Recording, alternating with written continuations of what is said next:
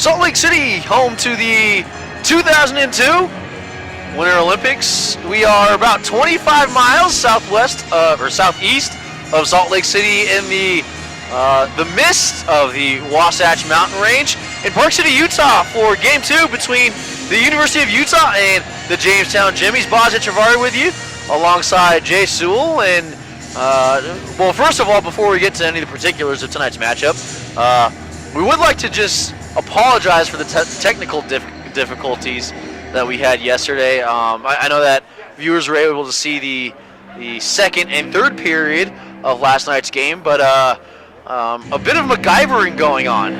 Yeah, we ended up with a power supply that the cable got severed, and so we had to patch it together in the second period, or between the first and second period, and we were able to get back online, but we just did not have any voice.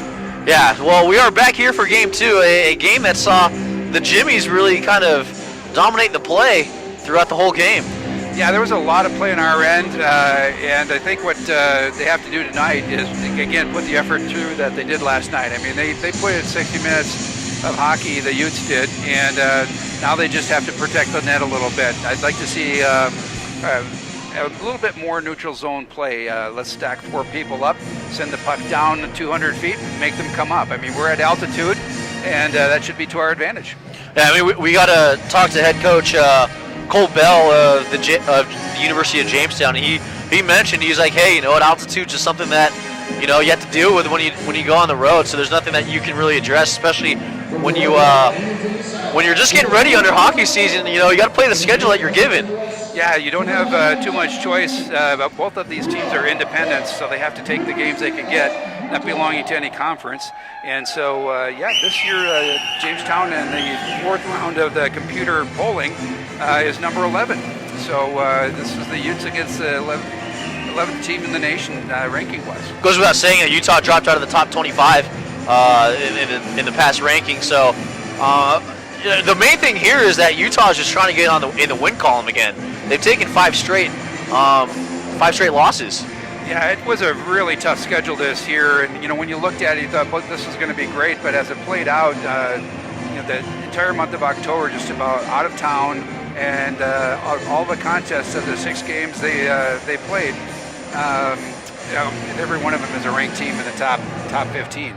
Except for Alabama. Alabama's number 25, but they still gave our boys fits. Yeah, well, we look about everything that's going on, and we look about everything that's a lot of things that's happening with this Utah team, and road. I mean, it's not quite a home game, but it kind of is a home game, being about 20 miles from the campus of the University of Utah. Yeah, this is one of the facilities that was picked up during the 2002 Olympics. We certainly got the Currents Ice Oval.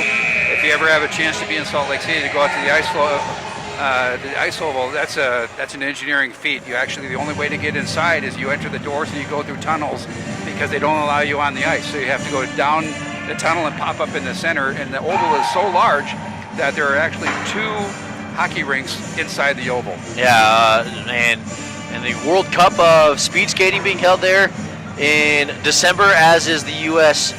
Time trials that would actually mark the team for going to the Olympics. But as we go forward, we'll back to what's on hand, and we'll start talking about this hockey game. So we're still waiting for the teams to come up on the ice. The Zambonis has finished their job for quite a while, and it looks like the Jimmies are just waiting to take the ice as the refs are putting the nets in. But with this Utah team, and we talked to Brett Hirsch yesterday, and his main thing was just playing 60 minutes of hockey and staying out of the box, which is, it's kind of been a problem for the Utes that the past couple seasons is spending a little too much time in the box. Yeah, it's just I like to call hockey an Old Testament game. It's an eye for an eye, and everybody knows the second guy gets caught. It's never the first guy, and it's it's an emotional game, and one of the first casualties of emotion is reason. And so you get emotional, and off you go. So we'll see what happens tonight. 60 minutes is what we want. They gave 60 minutes of effort last night. They gave up 2 goals right away in the first goal within the 5 minutes. That put them on their heels a little bit. Very tough second period. No scoring in the second period, and they managed to put a goal up on the scoreboard in the third period. So these guys are competitive. That's what we ask. We just want them to be competitive every shift, every time out on the ice.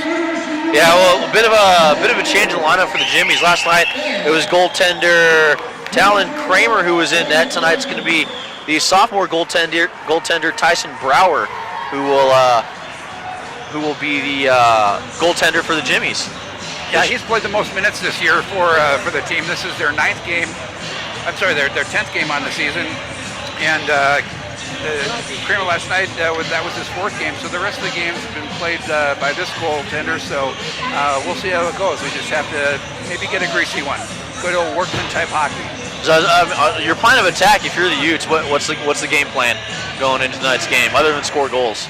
Other than score goals, like I said, I think more people around the net, and then this is a 3-zone game. There's the defensive zone, the offensive zone, and the center. And I think we've got to be a little tougher in the neutral zone, and not just let them come right into our space. I think that was the thing I saw last night. Is they gave them a free ride through the neutral zone. They only had 2 or 3 skaters. If you watch the NHL when they're behind, they put 4 guys right in the neutral zone. They picket line, and they make you drive through that picket line. Well, sometimes we even seen a 1-3-1 defense, and and what that can do to the breakout. Yeah, and again, the Jimmies didn't seem to suffer the effects of the altitude like we were actually hoping they would. But at the same time, again, there's no reason to send the puck down 200 feet and make them skate up 200 feet and then wait for that trap. I mean, that's early teams, exhibition teams. You'll see that type of action going on. You see the lineups being introduced right now, and this is some of the things that Utah is working on, just trying to defense breeds offense. It's kind of a common conception in sports. You'll see a lot of kind of cross coaching philosophies, and they all start with defense. You build from the goalie out. That's how the team is built. We have a lot of returning folks. So we'll stop for the anthem. We'll pause momentarily for the anthem.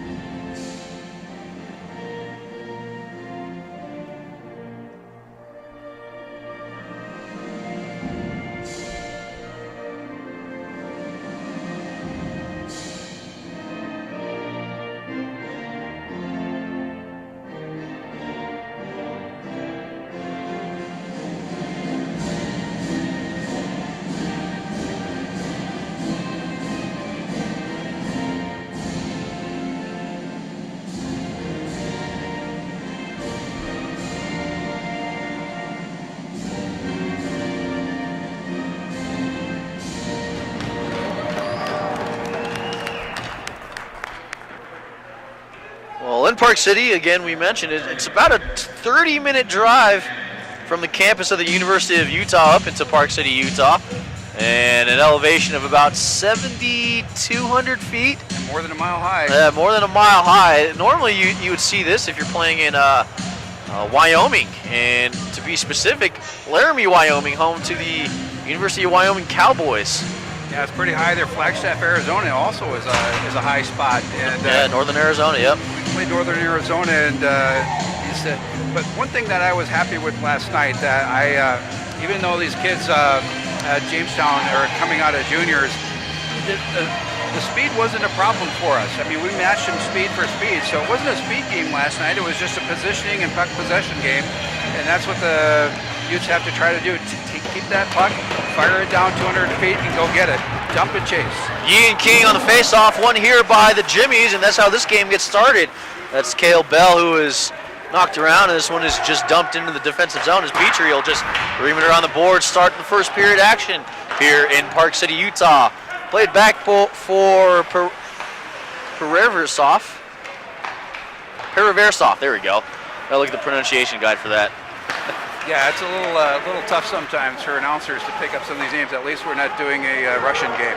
Well, I mean, there's also the University of Utah football team with Lotu Lele and also with other members there. So Aquino here as he brings the puck up and tries to chip it out of the zone. Just bounced back in there by Meyer. Now up ahead for, looks like Crom, who banked it off the back end, and up ahead for Brian Periversov. Yeah, they've got siblings, 2 sets of siblings on this roster. And stoppage here.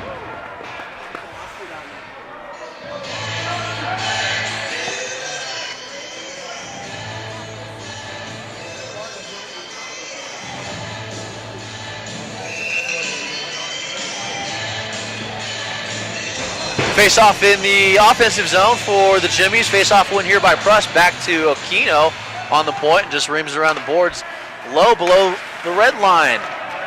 Good defensive stop there by O'Brien, who was trying to bank it off a board to Barnes, who was rubbed off the puck. And into the Utes offensive zone. Breakout here for the Jimmies as action goes the other way. Up here. Up back into the slot where Pruss was looking for a shot. Yeah, just puck came right off his stick. For Casper looking for the slot again. Pruss shot, shoots into a couple of defenders. Wide open net there, and a good defensive play by the Utes to just get it out. Barnes takes a hit from Browning after dumping it in, and the Utes will get a change. Now back where Simpson. D-to-D pass as both teams got a change in the interim. Knifed off the stick there. We're going back and playing it is McKechnie. Now up ahead for Smija. And played back with its neutral zone action, and a 2-on-1 almost ensued, and that is Jack Sewell. Now Hughes just tried to shoot it and did get sticked away there by the goalkeeper, Tyson Brower, sophomore out of Lethbridge, Alberta, Canada. And Hughes recovered the puck in the neutral zone. West just throws it in off the glove of Simpson, and it goes in the corner where King will play it. Turned up to the half boards and just dumped back right in the corner where Yee picks it up. Yee was looking for a pass to his defenseman. Looks like Browning. Now up for Smija. Lieberknight's going to give chase with Yee. And Lieberknight waved off. Good hustle there by Yee to wave it off. And Lieberknight now with a puck. Trying to break it off and almost intercepted here. With speed goes Meany. Meany puts the brakes off and takes a check as he was canceled off the puck. Now Periversov. And up ahead to Bell. Almost avoiding a healthy collision was a Jimmy that would have been applied by Connor Meany. Now up ahead here for Bell. Bell gets rubbed off. A nice hip check there by O'Brien. With Jensen now. Speed out of the zone, through the neutral zone, and into his offensive zone. We're just covering it up. Is Tyson Brower, and immediately in the first 5 minutes, the Utes with a lot more puck time than they saw last night in this first 5 minutes. Yeah, you can see the energy. I think after last night they realized that these guys can play with these guys and hang with them. And I think that's the objective today, is to just keep it close to the first period and then pour it on the second and third. Welcome you here to Park City, wherever you might be viewing this game from. And it looks like down on the other end, Casper just having problems with a trapper. Or the glove, whatever you might want to call it. Yeah, second night in a row with, once those gloves get a little sweaty, getting your fingers properly in there, and every goalie, it's all about feel. I mean, they like to feel right. If their equipment's got a little different issue, if they've got a glove that doesn't fit right, very, very particular about their equipment, more than the players. Well, I've even seen some goaltenders put the batting glove inside of the trapper. Shot here by Fornelius, went off a Jamestown player, now out of the offensive zone for the Utes. Bigger sheet of ice here too in Utah. If you haven't seen one of the University of Utah games off of Fornelius' stick, as it was a little bit behind, but Fornelius does get the puck in. And where Barron played it off, and for Aquino now up ahead for Crom. Yeah, 2 weeks from tonight, the Utes will be in Jamestown playing at their rink, and that is a tiny rink. That's an NHL rink, and everything is a little tighter. Well, it's very physical game. 200 by, I believe it is 100 directions. I don't remember. Dimensions, and Fornelius will just chip this one in as the Utes get a fire wagon change. Okino in the corner, Bridges there, and Okino will just get this one up, and breaking it out is Jamestown. Barnes on the puck there as Birch recovered and just looked like it went off of a Jamestown player on the dump in there. Getting caught there is the linesman, and Evan Pendle will recover the puck deep in the zone, plays it back and into danger as Casper had to make a save that he wasn't really expecting. Yeah, that kind of surprised everybody. It came out right out to the defenseman, and the defenseman actually made a play. And Tyler Pendle now behind his own net and just cycled it right back for, looks like David Barnes, who'll shoot it up to Birch. Birch was slashed at. Now for Barnes! A shot that was saved by Brower! Oh, takedown right in front of the net, no call. And Bridges for O'Brien. O'Brien had his shot. It looked like it just came off the heel of his stick. Yeah, he wound up but didn't get all of it. Sometimes you'll see those shots go in, a bit of a changeup. As what's happened now, O'Brien canceling out a Jamestown player. Battle ensues behind the Utah net. And cleared to safety was, I think that was Sewell on the clear. Now back for Paraversov. And a tip in that, it looked like it went wide and then deflected out. Yeah, Sewell took it and it sent it into the corner. Dove after that puck with his stick. A lot of active sticks early in this game. Paraversov shoots this one off of a Utah stick and into the netting with 14:10 left in the first period. Yeah, it's the game is kind of fun to watch when you get two teams that are of an upper caliber like this Division I. There's less fisticuffs, there's less hanging around the net trying to send a message. Everybody's just doing their job. These are fun games to watch. A little bit closer to what you would see at the highest level in the NHL. Of course, you know, everyone trying to get to that level as well. Yeah, this is again, ACHA is made up of 600 teams in the Division I and Division II, and the top 10%, top 60 teams. That's why they have the netting. Well, over here, kind of more of an intimate setting here in Park City. Not as much as seating capacity as you would see down at Steiner, but I mean, we're right on top of the action. Yeah, the local high school team plays out of here in men's league, and last year I believe the Outliers, the WCHL team up in Salt Lake played in that arena a lot. Yeah, they played a couple games up here. Most of their games, the Outliers, they do play in the A-Court or the West Valley A-Court Ice Arena. Yep. And again, Olympic sheet there. Now Yee up ahead and just outside of the reach for Destin Robinson, and it looks like icing has been called. Red line to red line with no touch. That's how you get icing. Bring it back 200 feet. Nice pause in the action.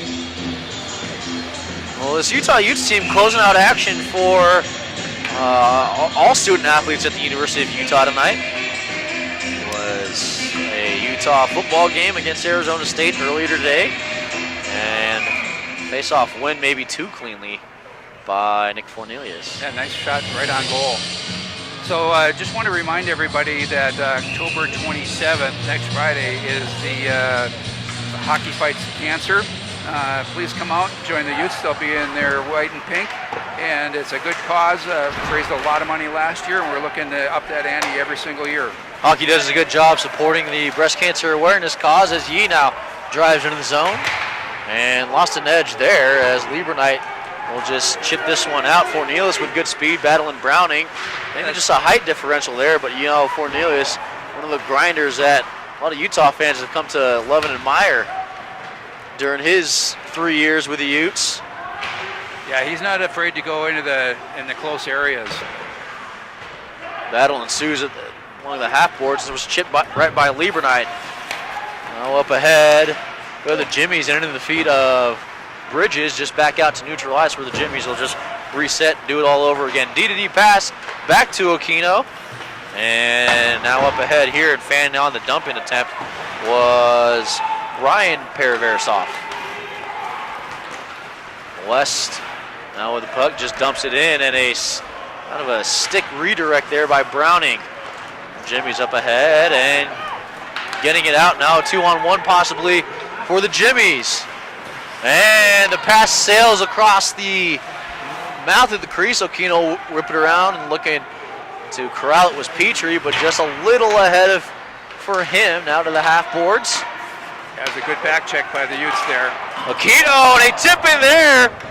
Maybe it went off a Utah skate the way Jamestown reacted, but nevertheless, it's 1-0 for Jamestown.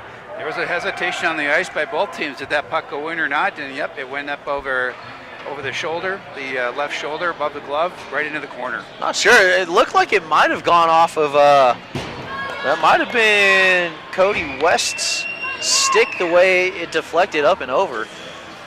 Yeah, there's you don't always need to make a tape-to-tape pass in front of the goal mouth. There's lots of sticks and legs and skates. You just shoot it in there, and it pops around in there like a billiard ball on the billiard table. And old Jamestown again with the puck. Now sends it right back deep where the Utes will have to play from their own red line. Now up ahead for DePofi. King applying good pressure now for Paraversov. And the Jimmies again on the offensive breakout. Up ahead, shot Casper with the deflection. And back go the Jimmies up in front. And Jamestown had a player in front on that pass. Now DePofi. Good pad save by Casper.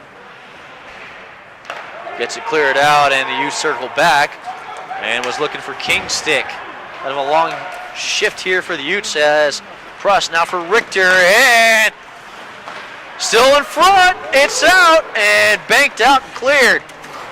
Browning as Jamestown resets and now re-enters the zone. Little drop pass there. So McKechnie now around the boards as looks like that might be Pruss now up ahead for Smija. Gosseris does get it out of the zone as it hopped over the stick of Simpson. Now back for Browning, and Browning goes around his own net. And looks like the net is off its moorings. Yeah, this game is really fast-paced. I love the energy in the building right now. The Utes are attacking, which they had trouble last night getting on the attack, but they've had good zone presence, and even in the defensive zone, they've gotten in all the lanes, all the shooting lanes. Well, the stoppage happened in the Jimmy's defensive zone, so that's where the face-off takes place. Meyer, and Jamestown wins a face-off. It's kind of the story that we saw yesterday as well. And a big collision here as that's Robinson and Lieberknight. Multiple sevens doing battle as they meet again. Now Robinson, watched by Lieberknight, peels back and met again by Lieberknight. They've been talking. Now Jensen for Meyer on the near boards. Meyer shoots into the glove and corralled there by Browning or Brower for another save with 10 left in this first period, 1-0 Jamestown. Little chirping going on between the Lieberknight and defensive core of the Jamestown Jimmies. They could just be asking how they're doing, and Yeah, what'd you do last night? Where'd you go? Yeah, just a polite conversation. Yeah, they may not be. Jamestown may not be leaving Park City tonight, so maybe what they can do up in Park City. Yeah, Park City. If they had enough time, going for brunch tomorrow at the High West that's an event for sure. And Crom had the puck, and now back to Aquino, and it looks like the shot selection for Jamestown's coming from the point and just getting bodies in front of the net. And we did see a goal last night that was a result of that directly. Yeah, I'm sure they spent a lot of time on the tape and saw something that they're trying today. That's where their shots are going. Good observation. puck there. King battle ensues right in front of us right now, and the linesman's caught in the middle of it. And Todd doing a good job there by picking the back pocket of King. Shot here from the Jimmies, and traffic in front. Tough save by Casper, but does a good job making the save to keep this game 1-0 with 9:03 left in the opening frame. Yeah, with that bump there, the goalie, even if that puck had gone in, it could have been goalie interference. He came right up on top of Casper and moved him back a couple inches. King here, face-off win for the Utes, and goes around the boards for DePofi, who couldn't get it out of the zone. Now just cleared all the way to the other end of the ice. And back deep, as that is Pruss who takes the puck. And a save here by Casper. Yeah, I was seeing the puck pretty well tonight. Other than that one goal, I don't think anybody knew that was going in. Like I said, when that first goal went in for Jamestown, there was sort of a pause on the ice, like what just happened. The whistle really didn't blow right away. Well, it was a deflection in, and we'll get the actual scoring play after the intermission here, as the Jimmy's in front of the net, save! And Casper was looking for it, but it was in his leg pads. Tried that 5-hole, and he brought those two pads together and squeezed those knees and pushed the ankles out. Make yourself as wide as possible across the goal mouth. Well, it might be a problem. This is about the third time this period that the linesmen and the referees are taking a look at the goalposts. Well, I didn't see if they put the Wiley post in, but the Wiley post at the bottom has a zinc-activated surface, and you're actually supposed to squirt water on it to activate the stickiness. And I didn't see the linesman do the proper setting of the net, and so now we're suffering for it. Battle in the near corner here. A couple of Utes, couple of Jimmies. And Petrie up there. This one's right back to Senstebo. Senstebo shot! And a deflection that almost found the crossbar of the goal. That did get in. Played back is Senstebo. Senstebo is watched there by West. Up ahead is Chavez Leach. And goes around the boards for Petrie. Petrie looking for the stick of Hughes and had it bounced up. And a 2-on-1 for the Utes with Jensen. Pass here, good job there by Paraversov, and Sewell just get this one back around where Jensen stops it. Jensen looking 5-hole on the wraparound, didn't find it, as the goalie's pad Brower did a good job of getting across. Now back deep, a good opportunity there for the Utes as Casper was thinking about playing it. Took a odd bounce off the end boards. And battle ensues here. Kind of a tough angle for us to see. We are right on top of it, and Browning goes back. And Browning up ahead for Bell. Came off the heel of Bell's stick, but he picked up the rebound. Now Yee. Gosseris up ahead, and Gosseris and Bridges. Kind of a miscommunication there for the Utes. They had about 3 Utes in one area trying to break out the puck. Yeah, who wants the puck? So Bridges battling in that far corner.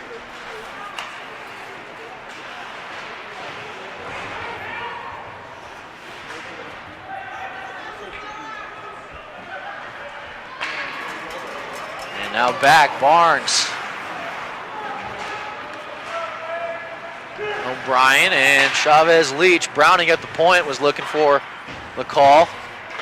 And back goes Cahill. Cahill back and reams it around the boards up to the point. Dumped right back in, and the Jimmies with possession. Shot here! And it's another goal for the Jimmies. The score there was Ryan Paraversov, and it's 2-0 with 6:12 left in the first period. Yeah, that was a rocket ship. That came straight in. And again, the reaction time, I think Casper just didn't pick it up in time.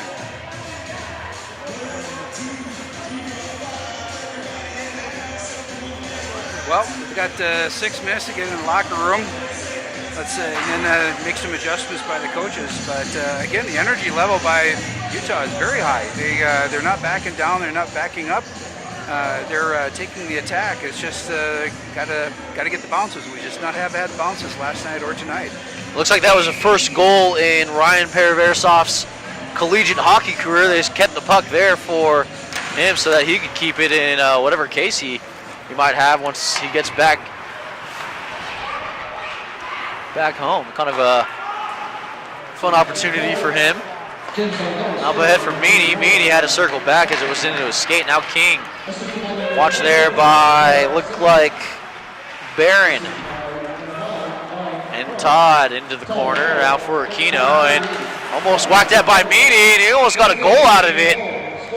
But where was Tyson Brower, who got the pad on it and got it back to his glove. Yeah, Connor Meany is a very deceptive player. He's not a huge guy, not a lot of weight behind him, but he is so solid on his skates. Everyone on the team says when you get hit by Meany, you know you've been hit. Kind of goes along with his name, doesn't it? Yeah, we used to have last year we had a Beery, we had a Dangle. I mean, all these great hockey names on the team. Meany. A lot of great hockey pun names. Yep. One might add. That's Samija there, and to Richter, who lost an edge there. It looked like he got tripped up just by the curling dots that you might see here. Now Paraversov, sibling of Ryan Paraversov. And up ahead in collision there at the point by Paraversov on, looked like Petrie. Yeah, there's a solid guy too. And then right up downtown, here we go. Now back here taking the puck is Samija. Into the corner goes the battle. And the Utes going to break this one out. Yeah, even their breakout tonight's a lot better than it was last night. It's like they got their legs underneath them for first time at altitude. Cornelius just weaving through a couple of defenders as the rest of his line mates are on a change. Lieberknight trying to keep this one in, and out for the Jimmies. And Cale Bell. And check there by Pindle to disrupt the momentum of the Jimmies. Now up here, and a goal for the Jimmies again. It's 3-0. Screened by our own player. The Casper didn't even flinch. He never saw that puck. He was in position. He thought it was going to come lower. Went right up over his blocker side. Looks like that was Cale Bell, the goal scorer for their third goal with 4:28 left in this first period. So, the Utes playing with a lot more pressure and a lot more energy, but Jamestown coming out with the same storyline, putting up 3 quick ones on the Utes. Yeah, again, it's the positioning and the bouncing. They've got a great system that they play in Jamestown. And I don't know if you've ever been up to Jamestown, but it's the home of the world's largest buffalo. A massive statue out of town, and it's next to I guess a modern day built ghost town, but it is got all this Wild West stuff. It's pretty fun to see. Chow takes a hit, as does Birch off of Crom. Now go the Jimmies, and it's just gloved down here by KO, try to get it to a stick. Now just up ahead where Browning intercepts the pass. Browning enters the zone and looking for a teammate that he can give it to, and finds it in McElroy Scott. Now Browning. Shot here goes wide of the net, looking for a tip in as it goes around the corner, and Jimmy's again applying some pressure. Browning just banks it off back below the red line and just canceled out by a couple of Utes. Now Browning from the point goes wide, looking for Todd, who had to jump out of the way. Now Chow here. A little slow on the breakout. They actually could have had a 2-on-1 there, but they needed a line change. They've been out there too long. Long shift here for the Utes. They did get that change. Into Pofi. With it now intercepted there by King, and it does get out where Pruss will play it up ahead. And trying to skate around a defender there was a Jimmy. Now up, and how did that not go in? Looks like it went off the post. It went through the crease twice. My goodness, what a bonanza here, and the Utes survives the puck with 2:46 left in this first period.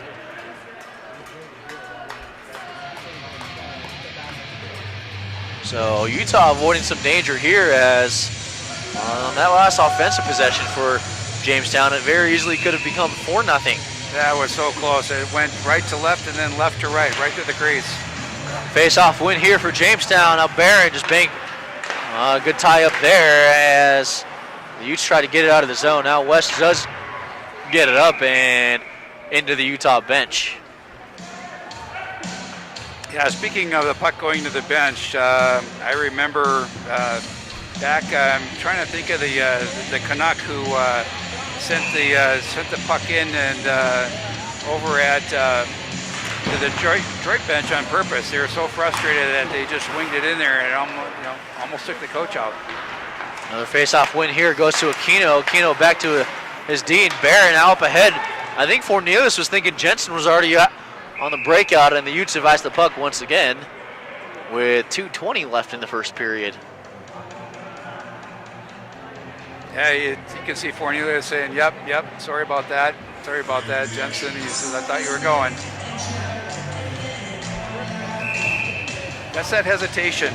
You know, the player, once he's got the puck, he's got a couple of decisions to make. He's got to keep it, pass it, or move it. And all it has to happen in nanoseconds. It's a very quick game. Meyer here chips it up ahead, and it's going to go for icing. He needed one more stride to get over that red line.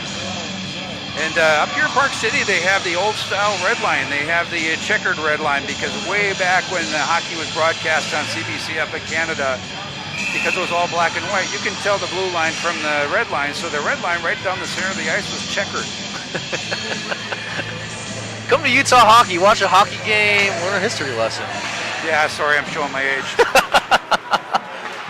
Well, it wasn't that long ago that black and white TVs were a thing. Yeah, Aquino here in the neutral zone here. Todd circles back around, picks up the puck, and does get it up to his teammate there in Pruss. Now in front of the net, Lieberknight doing a good job there to watch a Jimmy. Getting a little tripped up here by the where the television numbers would be for Jamestown is their university logo. Yeah, it's a little tough without numbers on the sleeves or on the chest to pick up. You have to see the player from the back in order to understand who's got the puck. But they are handsome uniforms. I like the orange, a little bit of Bronco, or almost actually the Philadelphia Flyers. I'm sure Flyer fans listening are happy with that comment. Pereirasoff goes back behind his own red line and leaves it for Sunstebo up ahead. Now, and it was Bell who scored that third goal for the Jimmies. Knifed off of the stick. Goes O'Brien and tried to bank it off the boards. Just missed on his geometry there. Now, trying to just guide that puck into the net. There's a Jimmy now below the red line. Watched there by Bridges. 1 minute left in the period. And O'Brien now up for, let's see on that. Looks like West. Nope. It was Birch. Shot here right in the logo and saved there by Casper with 50 seconds left in this first period. Yeah, both teams are battling. It's a very competitive game.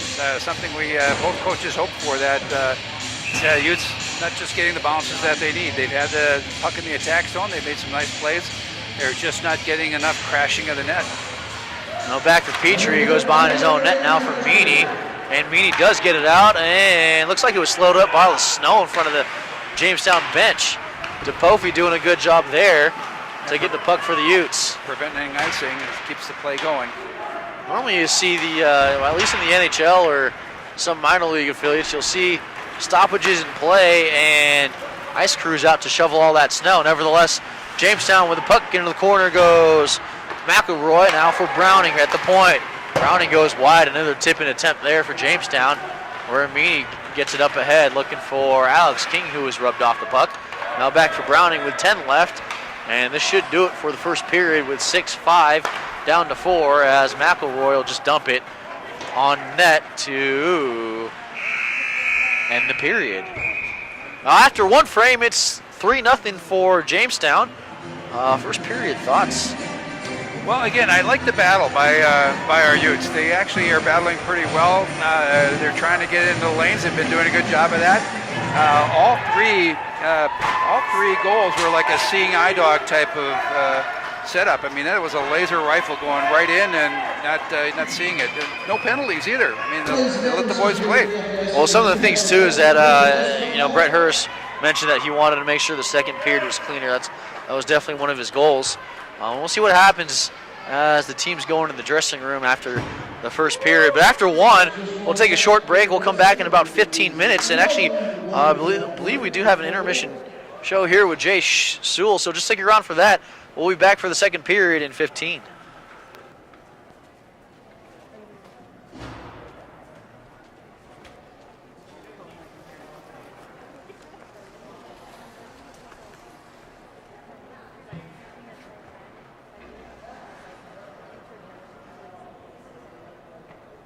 Ladies and gentlemen, once again, welcome to National Level Premier Ice. Spending this evening in Brooklyn, Julie, Marion, and Maureen.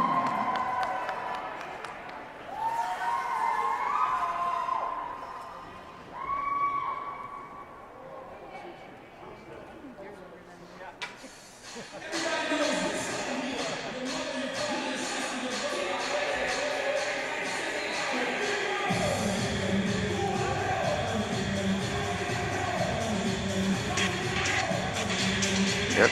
All right, perfect.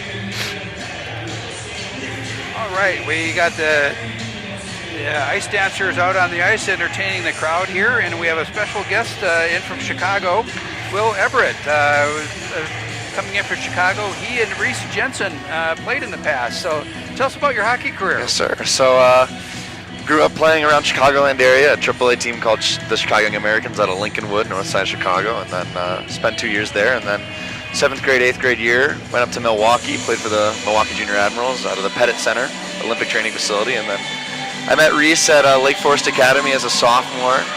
Finished my career there with Coach Darren Madeley at Lake Forest Academy Caxies. So it was a wonderful experience, wonderful career. Yeah. So where are you now? What are you up to these days?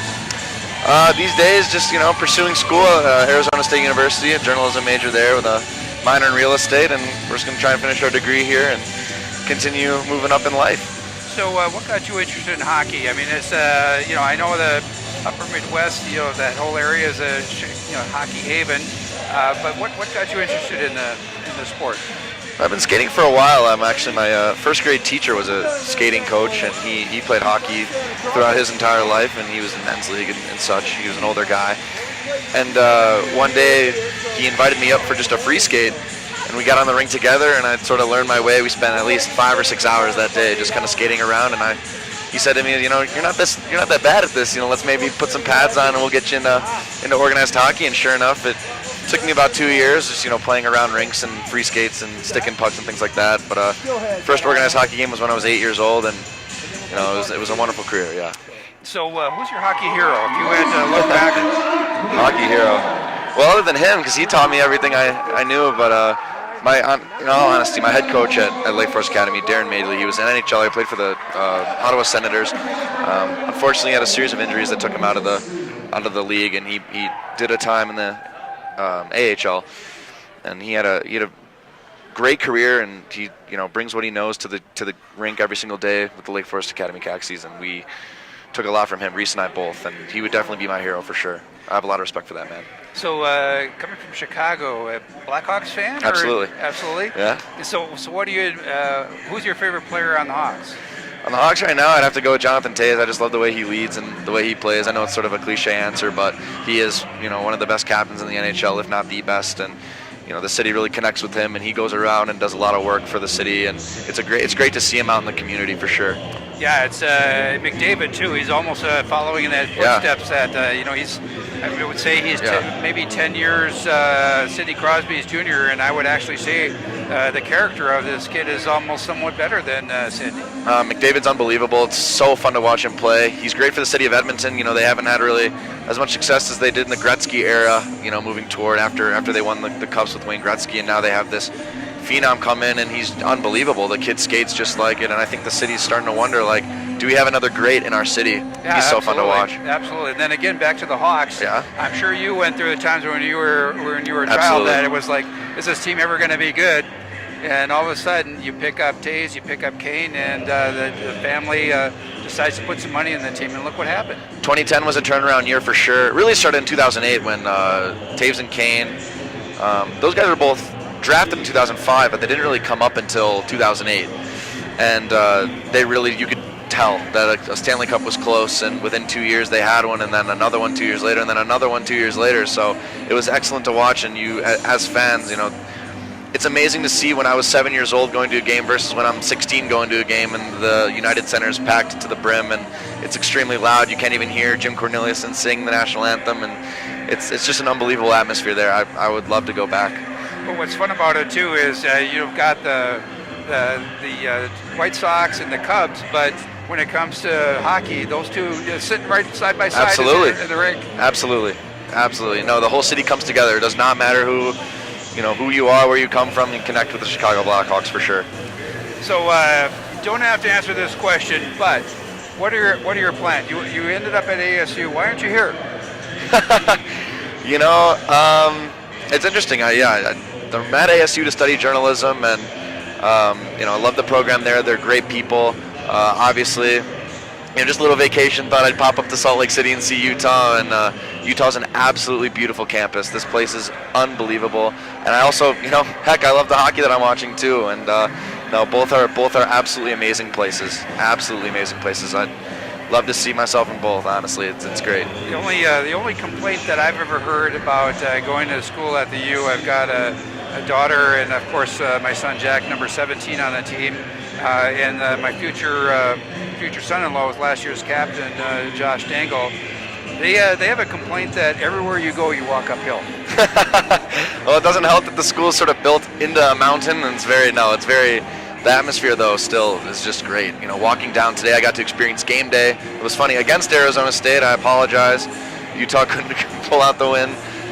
But just walking down from the top of campus to the bottom of campus was, just a show in and of itself. You got to see tons of people, a lot of tailgates, but yeah, I guess it could be hard walking up and down the hill there every single day, but it's beautiful. It's absolutely beautiful views, though. Yeah, in the park, with the mountains, it's you can get the Arizona weather in the summertime. Yeah. It is that dry and it's heat, but there's something about the winters here. If you're a skier or an outdoorsman, this is a fun place to Oh, be. absolutely. I can only imagine the skiing atmosphere when it's in peak season, but for sure, absolutely. So what are your plans out of school? I know you're a broadcast journalism major. Where do you see yourself in 5 years? Well, as a freshman now, I've got the journalism major, and then I'm a real estate minor. But turn of the sophomore year, I'll pick up a marketing double major. So that's two business-oriented sort of majors or a major minor, and then the journalism degree as well to kind of help with the communications piece. So it really depends sort of if I want to go into journalism full-time and become a broadcaster after school, or if I want to even pursue being a marketing specialist with the communications aspect, right, that you get from journalism. That helps a lot. And the real estate might come into play too. So we'll see what happens. But the plan right now is to come out of school and try and become a broadcaster somewhere and be on the camera. I love doing it. I do it at school almost every week, and it's a lot of fun for me. I like that a lot. Yeah, it's good. I don't know if you've had a chance to talk to the president, GM, and the goalie coach here, AJ Bolden, but AJ Bolden actually came here from Minnesota to film school. They actually have a pretty decent film school here. Sure. And of course, the Sundance Festival is here. Yes, yeah, I learned that when I got here. Actually, yeah, I didn't know that. Yeah, some people think it's up at Sundance, but if you've ever been up to the Sundance Resort, it's a really, really tiny place. Yeah. And so it's here in Park City, and coming up in January, the city grows, almost doubles with all the people. Wonderful. Yeah, I'd love to experience that sometime. It's a lot of fun. Great. So what else can you tell us about what you do outside of school? Yeah, outside of school, I'm actually super involved in some extracurricular. It's journalism-oriented stuff, but I'm the beat writer for the Arizona State NCAA Men's Division I program. So I attend every home game, and usually we sit in the press box and we write stories right after the game. It's sort of like gets a professional feel, right, as if you were a professional beat writer. I was into theater in high school, so I would like to try and pick that up. It's sort of hard beginning your freshman year to kind of get involved with that in college. In fact, I actually don't know how to, at ASU at least, but maybe pick that up once again. And I'm also a lacrosse player too, so. Oh, that's a good cross for hockey. That's a great cross. Exactly. But we dabble on the golf course too. That's something nice to do in Arizona year round. All the golf courses are open, and spending a lot of time outside. I love to hike. Camelback Mountain, for example, we've done that a few times, and yeah, we were having a lot of fun using the outdoors to our advantage. But a lot of kids, obviously, Utah's amazing for that too. So being close to the Division I NCAA team, how did that come about? I mean, Sure. I see a lot of even the broadcasters last year at the NHL level were almost berating the Pac-12 for not having hockey. Yeah. And Arizona stepped up, but they were all over USC and UCLA saying, "What's wrong with the Pac-12? Why won't they step up? They certainly should have the fan base with the." You've got up in Seattle and everywhere else. There's really no reason why we shouldn't be putting more west. So right now, Arizona outside of Colorado, Arizona's the other one that stepped up to the plate. yeah, it was interesting how that all came about. Obviously, the Pac-12 is a conference for other major athletics, such as basketball, football. It's huge. It gains a lot of national attention. But Arizona State was able to develop their hockey program through their club program. And I think this moves the conversation toward how Utah and other Pac-12 schools could do the same thing. I think it's a little bit harder for the California schools to do it, such as USC, UCLA, Oregon, for example. They all have club programs, but they're not ACHA Division I. At least I don't believe so. No, that's the only, other than Arizona having, and Arizona State having still a Division I in ACHA. It's UNLV, and then Utah. Everything else is East. I think it puts the pressure on those schools, but I don't know if they eventually will develop it. I don't know if they have enough fan base. But I'm curious to see who's next in the United States to do the same thing Arizona State did a few years ago and go NCAA. Yeah, because Penn State's only, they were just before. That's the Absolutely. They jumped into the program and even jumped in with the ladies program. Yeah. It's funny that actually that mentioning lacrosse, I guess we could use it as an example, Utah becoming Division I NCAA in lacrosse. So, and that's another sport where club programs can become NCAA programs. So I think Utah's on the right track. Yeah, Utah needs a travel partner though, and that's what they don't have right now. Right. And then there's been a lot of talk that we want to get Utah State University into the program, but the problem there is they really have a desire to be way up in the national tournament, take podium, second, third, first, second, or third, right, and then make the jump because they certainly have a program that can make it. They're not as funded as the university, but they certainly have a lot of fans up there in Logan. Yeah, it's interesting. Unfortunately, I don't know too much about the dynamic, but I can see how it's sort of similar to Arizona State, Arizona. Both have excellent Division I ACHA programs, but just Arizona State was the first to make the jump, sort of like you said. And honestly, they're having a decent season. They're a younger team. They're running into teams that may be older, and I guess as someone who gets to analyze the team, I guess I could bring it down to just they're younger. That's literally it. But they're skilled. They're skilled, and they have the opportunity to become something great. Well, again, it's hard. I know when they went, everybody in my family has been following hockey forever. Said, "What a boon!" I mean, all these kids from Saskatchewan, all these kids from Manitoba. I mean, they just, I can go to ASU. Yeah. It's fabulous. Yeah, they can definitely. It's the first school where on the recruiting trip you can say, and look at these beautiful palm trees, and over there's a pool in your dorm, and all these things that other schools can't do. So I think as recruitment, they have an upper hand. So tell us, as a hockey player, Sure. what do you see in Jamestown? What do you see about their team that you like? They've got small fast forwards and they've got big D. That's a lethal pairing. What I'm noticing right now is when Utah gets the puck in below the red line in the offensive zone, their big D are pinning up their forwards, and you can't really work a cycle or get movement when you've got 6'7" defensemen pinning you up against the boards. And I think Jamestown gets the puck out of their defensive zone well. So definitely a good team. Yeah, we were talking on the broadcast earlier that we'd like to see Utah try and stack up the neutral zone a little bit. I was just about to say. Let them come in over the blue line with speed, and they're getting in 5, 6 to 10 feet inside the blue line before they post up and wait to see what's going on. But try and take the puck in the neutral zone. Well, we've got a minute and a half. Will, thank you so much for joining the broadcast. It was a pleasure. Look forward to seeing you in the future. Thank you so much. You're welcome. Thank you.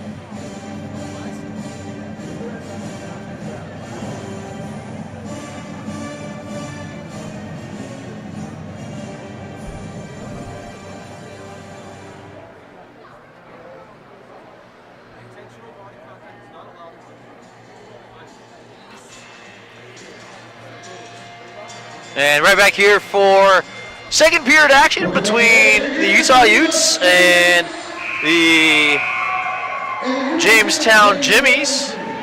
Welcome you back to Park City, Utah for second period action. 3-0 in favor of Jamestown. Scores for Jamestown: Aquino, Barron, and Paraversov. For the first goal, Ryan Paraversov got his first collegiate goal. The second one for the Jamestown Jimmies, assisted by Simpson and Crom.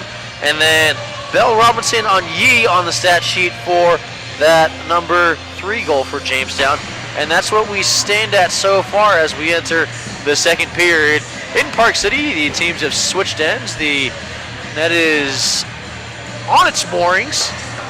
We'll see if it stays on its moorings throughout this 20-minute period set. And we want to thank you for joining us here on Utah Hockey Game Day Live as we are about ready to start the second period in Park City. Yeah, despite the score being 3-0, it's actually a much closer game than that. Utah's had their chances, they just haven't been able to get the bounces and get in front of the net and get that sloppy one. Oh, it goes deep into the Utah offensive zone. And as we get under the second period, shot here, gets out in front! And it went off a Lieberknight skate and into the goal, and an early score here for the Jimmies make it 4-0.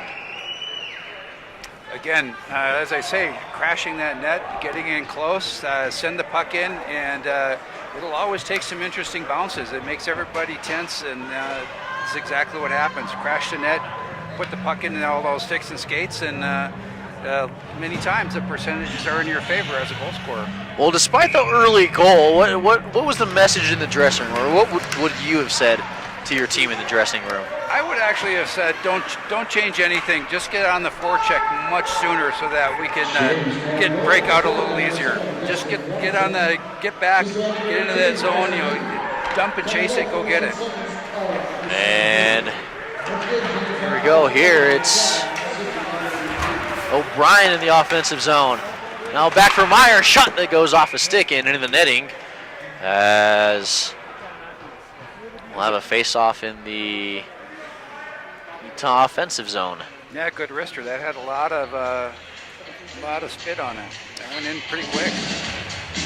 Well, speaking of projectiles going over things they probably shouldn't, the Astros currently hold a 4-0 lead in Game 7 of the ALCS.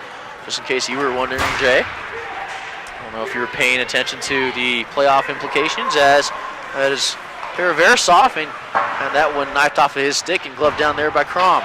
Now Jensen in the half boards. It's a fun time to be a baseball fan. It's a fun time to be a sports fan. Oh yeah, you've got the hockey going, you've got the basketball starting, you got the playoffs, you got football. They're all 4 major sports are in the season. Crom and Paraversov was down low, and this one's up for Aquino. Now Aquino behind his. And the net did come off the moorings. I thought I saw that too. And we will have a stoppage. So, with these butterfly goalies, that's the reason you need those Wiley posts or even the 10-inch posts, because what happens is they actually push, and they need to get that good push from post to post in order to, as it comes across.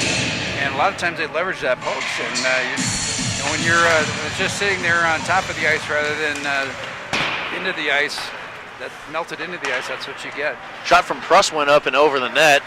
And up ahead now here for Pruss again. Circle around, try to set up a cycle for Simpson. Now Simpson, this will get this one deep for Todd. Todd in the corner. Up looking for the slot and kind of a change up for Casper, and he had to he got big. Let's put it that way. I was going to say, he did exactly what he was coached. Yep, bullseye, right on the crest. That was my hockey career. I always hit the crest. It's just like coming down that breakaway and right into the goalie. And getting tossed out of the circle there is McKechnie. If you've been watching the NHL, you're seeing that a lot. There's no patience anymore by the linesman dropping that puck. It's a constant tossing out, just like they're trying to deal with the new slashing rules. Well, now with the puck there, McKechnie, and having that puck slashed off was Bridges by Richter, playing the half boards now for Simpson. Simpson turns around, gets a shot, and it went off of Richter's pads and to the half boards. Now Bridges tie up there, and a battle ensues in the corner with Richter and Petrie. Petrie there doing a pin-up job there, and a good job by Bridges to get the puck in. Almost out of reach for Petrie. Losing his edge there was Birch, but kicking it, soccering it up ahead. That was Otto. Now Richter back the other way, being watched by Lieberknight and Birch. Just dropped there for McKechnie. A little spinorama move by McKechnie. Ooh, nice sidestep there to avoid the check from McKechnie. Now Birch up ahead for Otto. And Otto takes a rub off there by Simpson as the puck was also stopped there. And Pendle just will get this out to avoid the 2-on-1. Now right back in where Pendle will have to get up the boards, and Bannon on the pass. Now a turnover here. Shot, and it goes wide of the net. And Lieberknight will come around to pick this one up for the Utes at neutral ice. Need to clear the zone. Something going on that ice. Players from both sides are blowing a tire. Might be a little too slippery today. Well, again, if you're used to Lake Steiner or some of the other rinks where it's a little warmer out, this is hard ice, and it's cold in here. Yeah, that is. We mentioned that yesterday. I know that. Sound was a problem during the broadcast, but 6:20 left here in the second period. Score 4-0 in Park City between this game between the Utes and the Jamestown Jimmies. And being chopped down there was Crom behind the own net. Pendle take the puck and start this out for the Utes. Up ahead, finding the Jamestown stick, and Sewell doing battle there by, look like McElroy Scott. We're going to have a penalty up here, and it's going to be a cross check against Lieberknight.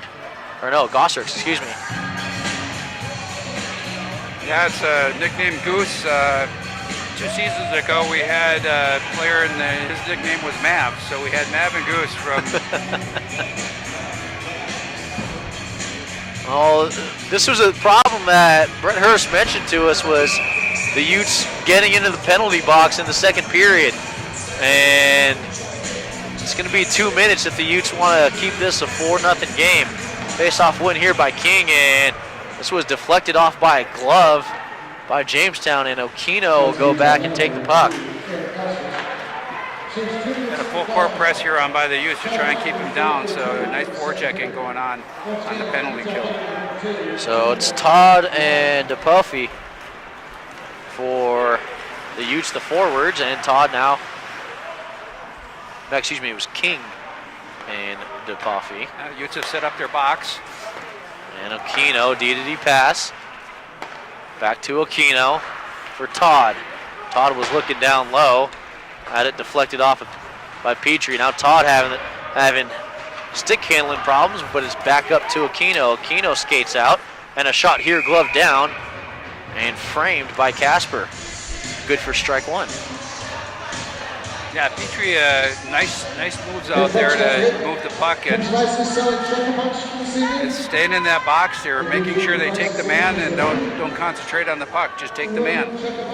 They can't just lift their stick. They can't shoot if their stick's not on the ice. Kind of hard to do that. Got to be strong on your sticks on this. Good job here by Birch to get this one out of the zone, and circles back in while Birch still has it. Had to fight through the legs of Tyler Pendle. And now back where Tyson Brower, the goalie for Jamestown, takes care of it. Sunstebo up for Richter. Richter with some speed, puts on the brakes into the corner, and behind their own net goes Jamestown. Yeah, and that last penalty kill, I liked Petrie's sweep stick movement. He kept it sweeping. We've got the same thing here with Lane. He's constantly sweeping the stick, trying to keep it into out of the shooting lanes. Puck here in front, and it's just cleared out by Utah. And with 28 seconds left on this penalty kill, the Utes get a change. Yeah, Bridges almost didn't get off. He is now. We have a wholesale change, a whole new group of penalty kills that get those tired legs back in the bench and get some fresh legs out on the ice. Now Richter. Richter back for Paraversoff. And in front of that, glove down. And a save by Casper to prevent this one going 5-0 with 5 left on the penalty to Eric Gosseris. I wonder how big Casper's eyes, that was like slow motion floating towards him. All of a sudden he gets the trapper on it. But yeah, I'm sure his heart skipped a beat there as he watched that puck slowly come back, and he was all tangled up. 4:02 left in the second period, 5 seconds left in this penalty. The cross check to Eric Gosseris. And face-off win here for the Utes. Wessel's get this one back up to Simpson. And now for a high slot shot. McElroy's shot was sticked away into the corner and back out. And icing waved off as it was touched up. Looks like by McElroy Scott. Penalty's over. Got 5 skaters on the ice for Utah. Here we go. Finally, we have the neutral zone. 4 players in the neutral zone. And you can see how effective that is. And there's Crom up ahead, trying to bank it off the boards, which are pretty lively. And a weird bounce off the Zamboni doors. Now Petrie for Cornelius, trying to generate some speed, and the play is onside. A shot saved there and gobbled up by Tyson Brower with 13:28 left in the second period. Had his head up all the way. He was looking shooting, and he wanted to get that short side on the glove there. So an offensive face-off for the Utes. It's going to be Alex King taking it for the Utes. Vince Todd face-off win for the Jimmies. Okino circles around behind his own net and got it out in front. Okino still with it. Taken off his stick by King. A 2-on-1. Looking for Meany, and it went through his skates. Now Meany plays it back and was rubbed off the puck. Good check there by DePaffy. Up on the half boards there as DePaffy goes back, tries to do battle, and a shot here gloved and corralled by Tyson Brower. Again, I like the competitiveness of both teams. No one wants to give an inch on the ice. And again, that was much better, clogging a neutral zone play, and you can see what happened. It turned over, came back out, and ended up with a play on the puck. So Sewell's going to take the face-off here. Face-off win here for the Utes, goes back to Pendle. Pendle shoots it, and it went off, looks like the pad of a Jamestown player, number 7, in Destin Robinson. Now Sunstebo with Yee. Sunstebo forced out wide where Sewell's watching Yee. And this one goes back for Lieberknight, where Lieberknight will just reset and wait to break out the rush. Sewell's going back behind his own net, now back for Lieberknight. Yeah, he got the whole ice moving left to right, and was able to set the cupcake to get the breakout. Gossers with speed got the puck. And Lieberknight watching there was Cale Bell. Banked off the boards, looking for Hughes. Yeah, it's nice to see Hughes on the ice tonight. Michigan lad. Used to this kind of hockey, nice and cold. Nice hard ice. As Pendle now, as both teams struggling to get to the offensive zone. Now Birch, and just off the tape of Otto Chow. Yeah, that's one thing that really doesn't happen anymore that used to happen up there in the Midwest. We used to have play outdoors all the time. Shot is off the post! You can hear that all the way up here. Now back in Browning, and here we go. Maybe a 2-on-1 for the Utes if they hurry. Shot here, and a stop by Brower. Not giving anything up to Birch as he was crashing hard on the far side. And mentioned Will, you might have heard Will during the intermission. It was 6'7" defenseman, and you could see the size differential there between Birch. Birch had 18 inches to look up in that guy's eyes. Maybe just asking how he's doing. Well, that's what's fun about Cornelius, Chow, Birch, and Jensen. They're just fiery guys. I mean, they just battle. A lot of heart. Could probably put a joke in there about size. I'm not going that direction. We won't. No. No. They're great. They're solid hockey players. Well, it's interesting because early on in my hockey career, I remember a coach telling me that's what hockey players, and now it is going to a size game a little bit, but they said there's 2 things we can't teach the kids: we can't teach them size, and we can't teach them passion. And that's got to come from the heart. That's why you see the separation of kids that play up to their 14 Bantam to Pee Wee, and then Pee Wee they disappear because their heart's just not in it. It was a social thing for years, and then only the kids with heart end up taking their career farther. Now for Jensen with a breakout. Jensen's going to have to put the brakes on and was looking for a teammate in the slot, but found Crom. Nice pressure there from Fornelius as he tried to create another opportunity. Forecheck here for the Utes ensuing as Fornelius is rubbing to the boards. Nice turnaround there from Jensen. Jensen from below the red line being watched there by Browning and canceled out there. Now Fornelius helping out and does get the puck out. Now what for Lieberknight? Lieberknight shot it wide. Now he was Jensen. looking for the tip from Forney on the corner. Now Fornelius thought about joining that play, just stays behind the net and was watched there. Lieberknight activating, gets this one back deep for Fornelius, or it hopped over a stick. And now Pendle there. And a heavy hit there, as you can probably feel it all the way up here, is Connor Meany now. Meany from the end board, shot it, was deflected wide by McElroy and just in front of the net where Brower has seen enough and decided to cover up. Yeah, he wanted to just cover that puck up and say, yeah, exactly. There's a little buzzing going around my net. Let's put it into this right here. Well, we are exactly halfway through this game as 9:59 left here in the second period. Alex King, the face-off, taking the face-off for the Utes, and a win here for Pendle. He'll slap it, and gloved down there by Brower. That was a nice flash of the glove. Maybe trying to impersonating Gabby Sanchez and Brian McCann, both the catchers. And Game 7 of the ALCS currently going on. Hopefully you're watching both of us. I did notice till right now, I'm not sure how these goalies are picking up the puck. This is a very dim rink. Yeah. Well, the Park City staff mentioned that today.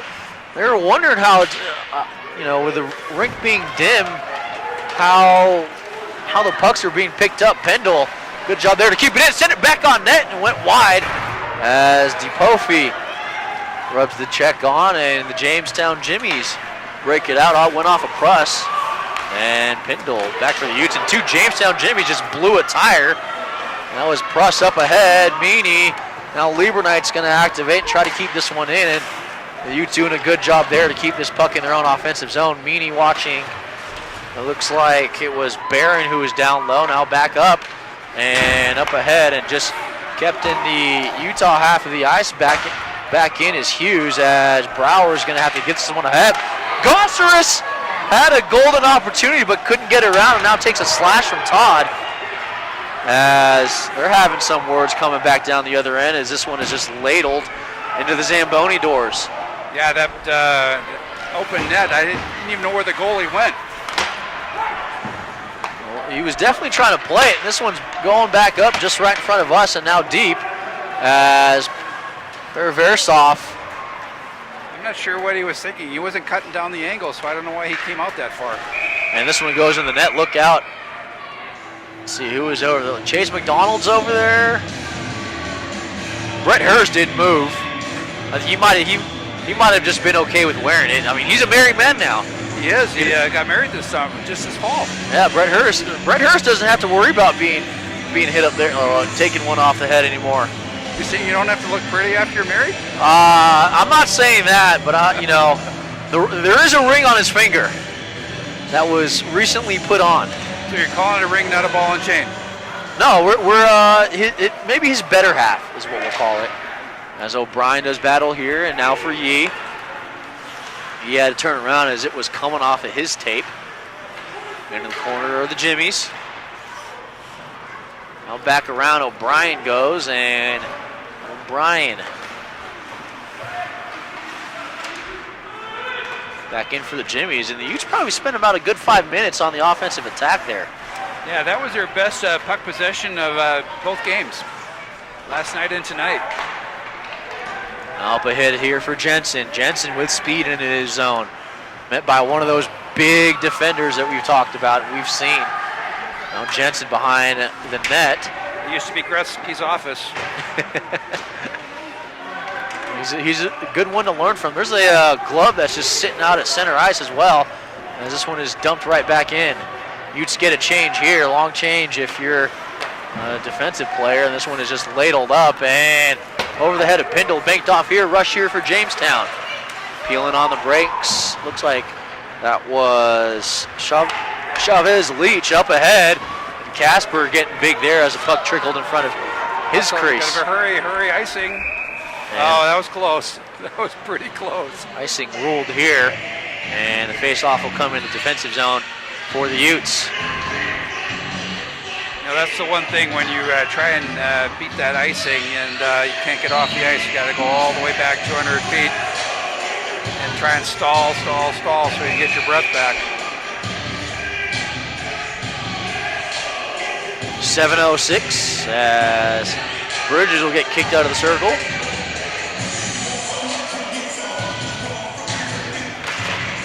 Shot off the face-off here. Now back for Okino, who has the first goal for the Jimmies.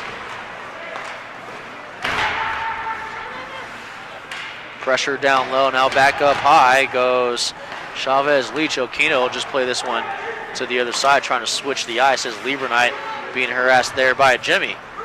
Up ahead goes Bridges for Otto Chow. And Chow drop pass here for Birch. Was looking back for Chow into the corner. They go. Browning, Lieberknight. A couple of the parties there. Now goes Alex King as his stick was lifted.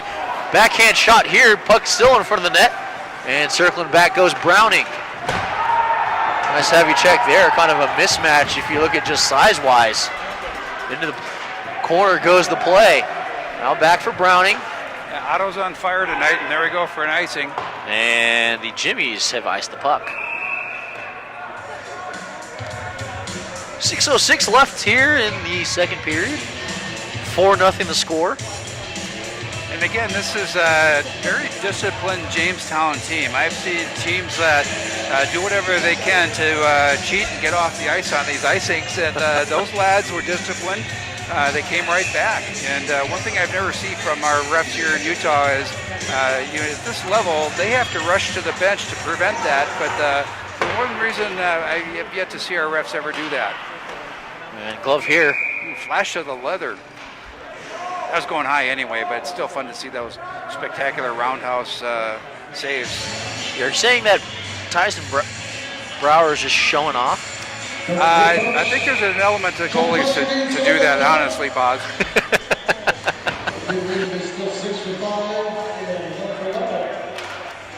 I think it was Brodeur who said, yeah, it's a job like any other job. You make one little mistake and they shine a red light up on your head and 18,000 people call you a bum. But if you get a shutout, you know it was a team effort. Yes, absolutely. Which it is. Well, that's what I like about the hockey. It's the players are always humble, team-oriented, because they know the stresses that go on playing hockey. Oh, point blank.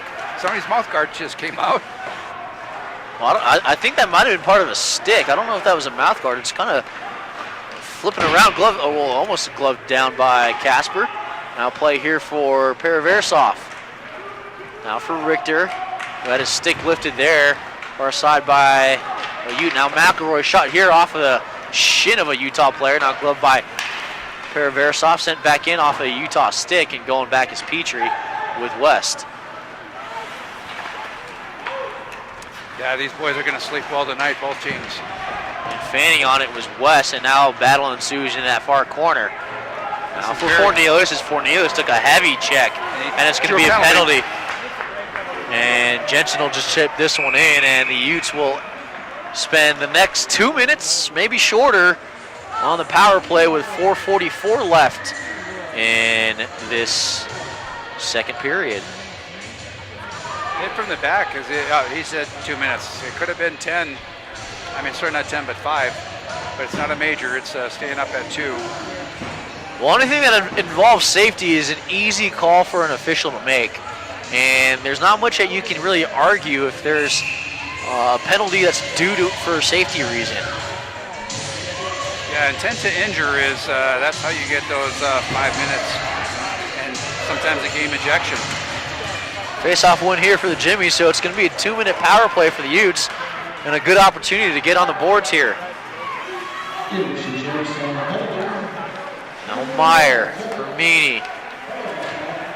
Back to Meyer, looking for a shot. Meany! It looks like it just went wide. Good keeping here by Lieberknight, who will just get this back in. And knifed down by Simpson and out. Well, not quite out, as it was Lieberknight who kept it in. And now the Jimmies do get it out where Lieberknight and Meyer will try to reset this for the Utes. There was quite a battle going on in front of the net, a real wrestling match. Heavy collision here as DePelfi, it almost looked like it was going for the glove, and this one is iced, and going back is Casper with about a minute left in this power play for the Utes.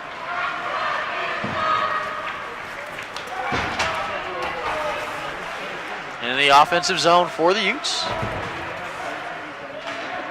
Trying to get that setup back to the point. King with the puck, looking for something in the slot, and he did find Petrie. Now from King, and this was skated away, and we are going to have a stoppage here. Yeah, I'd say I think this power play they're a little anxious. You can tell that they're gripping the stick. They really want that goal, and you can see the patience isn't there that you normally see when you're not behind like this. I mean, when you're behind like this, you just want to see some patience, and they really want a goal here. You can just tell by the way they're skating and moving their feet. Face-off win here for the Utes, now down for Cornelius in the corner. Well, back up by the face-off dot. This was knifed off of his stick. Looks like by McElroy. West will go back and just leave it with 25 left in this power play. Up ahead and over the net as Brower just watch it. Now Okino, and it's like Birch who was down there. Now Petrie with 8-7 left on this power play. Birch had this lost, and this one is sent up ahead.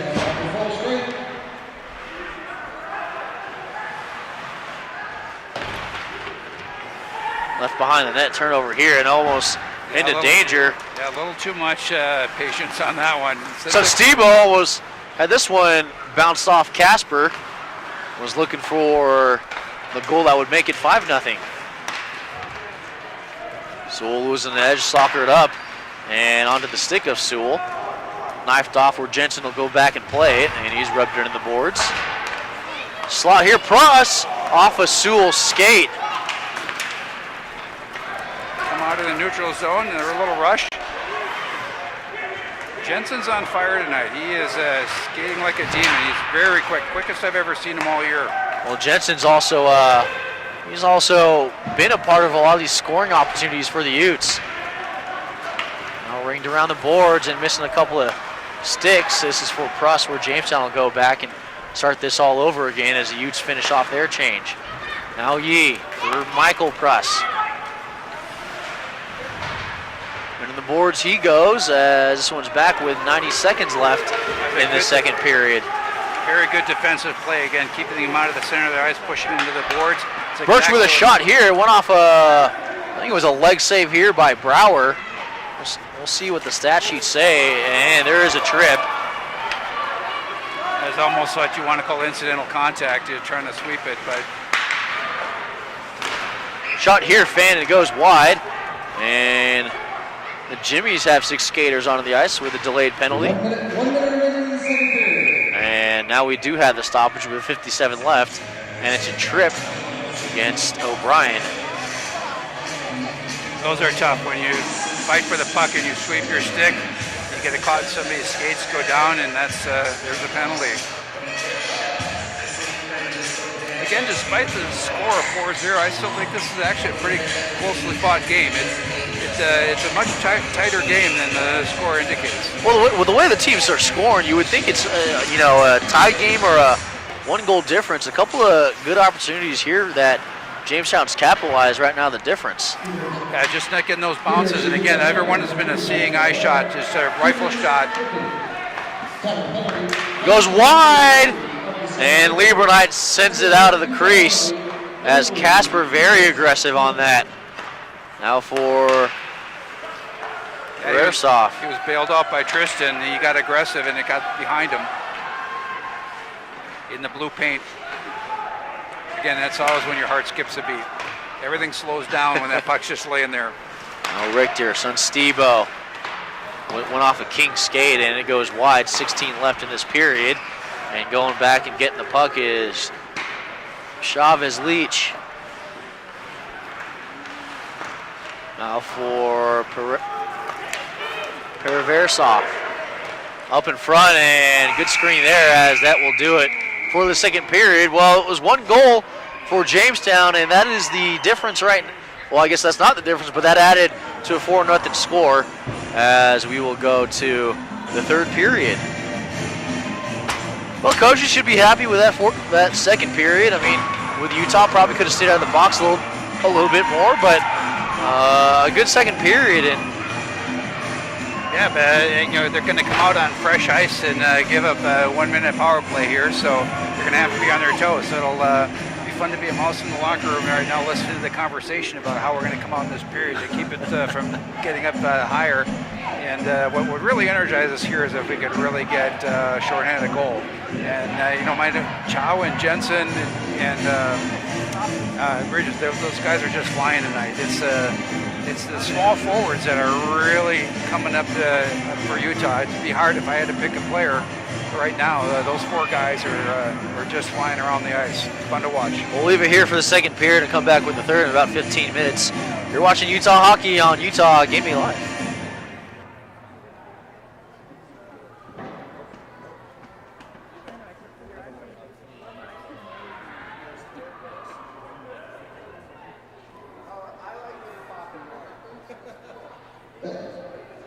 All right, folks, we're going to do this a little bit different this evening. We're going to shoot you this time puck, since you can't throw it into the net. Those of you who want to play bucks, closest to the one wins, the closest to the goal wins. On 3, 2, 1, go for it.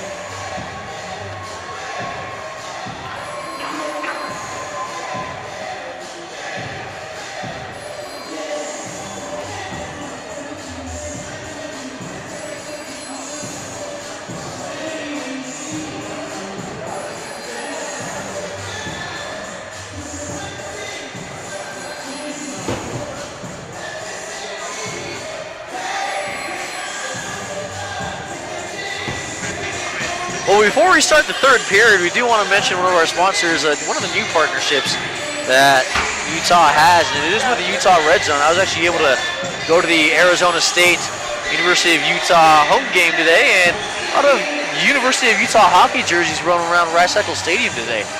Yeah, and the nice thing that's coming up too is we're going to have the military appreciation, and the Red Zone bought 60 of the jerseys, and you will love these jerseys when you see them. They are just spectacular. You might say they might fly off the racks if you see them. We sure hope so. It's a good partnership for the team.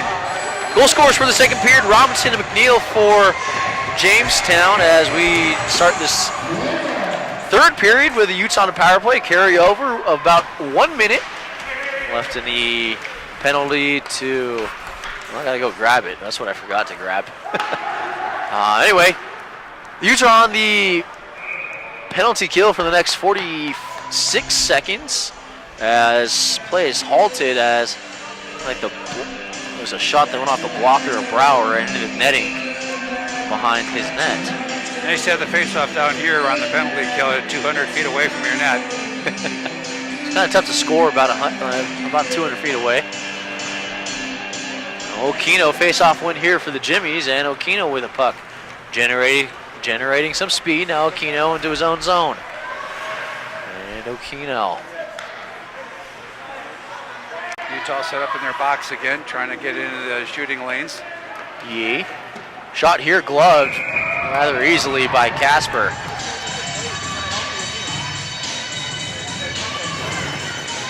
Yep, we got 20... So 24 seconds left in this penalty kill for the Utes. Face off in the Ute zone as it's going to be Todd and Meyer.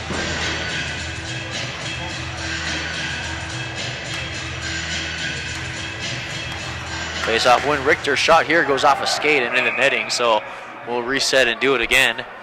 It was a tripping penalty to O'Brien, and that's what it was. Yep, the puck went out of play. It came down on the other side netting on the other side of the glass, so linesman had to go retrieve a new one. A couple of souvenirs if you're watching on that end. Kind of a different perspective than what the Utah Ice Sheet offers, as you can actually watch a game from ice level behind the net.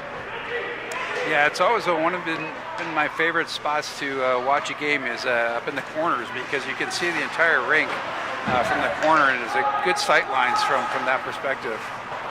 Well, an interesting sight line that Detroit offers now that, of course, the Red Wings have a new arena. They have a different type of box which sits basically right on ice level, looking right down on the action. Save here by Casper, and had it gloved or sticked away, and it goes wide. Good tie-up there by Meyer on Richter to prevent another goal to get this to 5-0 for the Jimmies. Again, just lift that stick off the ice. There's nothing they can do if their stick's not on the ice. Bindle for Jensen, and Jensen, good job to turn away from that hit and was rubbed off as this one is sent right back in.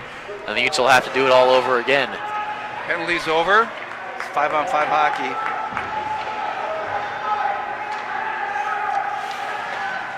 Now back for Pindle. It was a penalty, delay penalty. So Casper came out, and it's a slash against Jamestown. So the Utes will go right on the power play right after killing the penalty to start this third period. Good opportunity for them to get on the board. Third period adjustments, if you have any, Jay? Again, the third period adjustments, they did exactly what we were talking about when we came off the second period, is don't let in that minute power play, keep the puck out, and they did a great job. I don't know if there was a shot on goal. It was kind of pushed into the goalkeeper, but I can't. I think sometimes the scorekeepers in this league are a little generous with the shots on goal. Every time it hits the goalie, it's not a shot. It actually has to be a prevented scoring chance, and actually to be a shot on goal. Well, we won't judge the scorekeepers there. But it's, one thing people don't know, they're actually officials of the game, not just scorekeepers. Yep. They're actually officials. And Petrie here as the Utes are on the power play, just trying to get this one deep and hopefully start a cycle.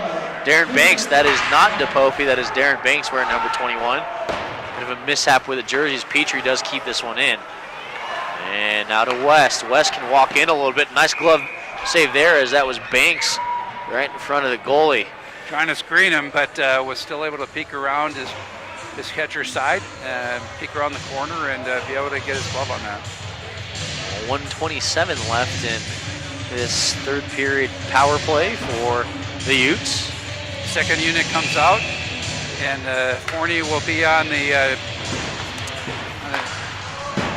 then it'll be quarterbacked by Meyer up on the point. So Meyer, Lieberknight, the defenseman, as Fornelius, Birch, and Jensen, the forwards, on the second line.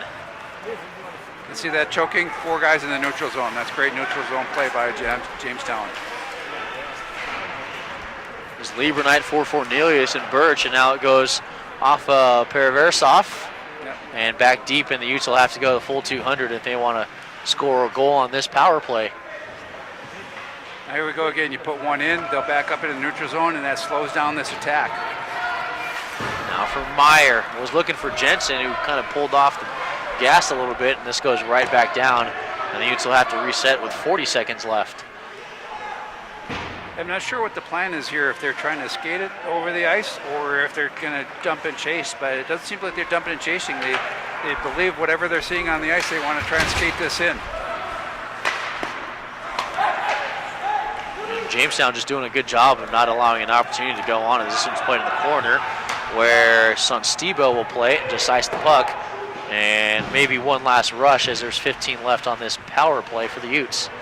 Lucky it didn't hit anybody coming up that bench side. There were 7 players on the ice momentarily. If any one of those 3 players around the bench had touched that puck, it would have been a penalty. And a golden opportunity here for Gosseris, and he shot it right into the chest of the goalie, and this will not go down for icing, as down there was Cale Bell, and he gets hit hard in the boards. I don't think he got hit by anything. Or maybe he just blew a tire. He blew a tire, and I think he tweaked his wrist or his shoulder. He is not happy. He is in some pain. Well, I saw a Utah player there. I wasn't sure, but I guess he did lose, just blew a tire there, and that is Cale Bell. And that's a shoulder the way he's holding it. Well, maybe I'll speculate, but it might be dislocated the way that is, the way he's coming off the ice.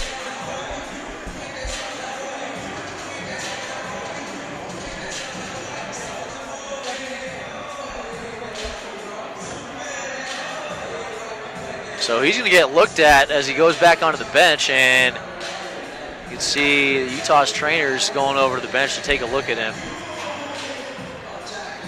Yeah, the one thing that the Utes have is they have a fabulous training and medical staff that even travels with the team. I know they have an orthopedic surgeon too. He's not behind the bench, but at some home games we actually have a surgeon on the bench.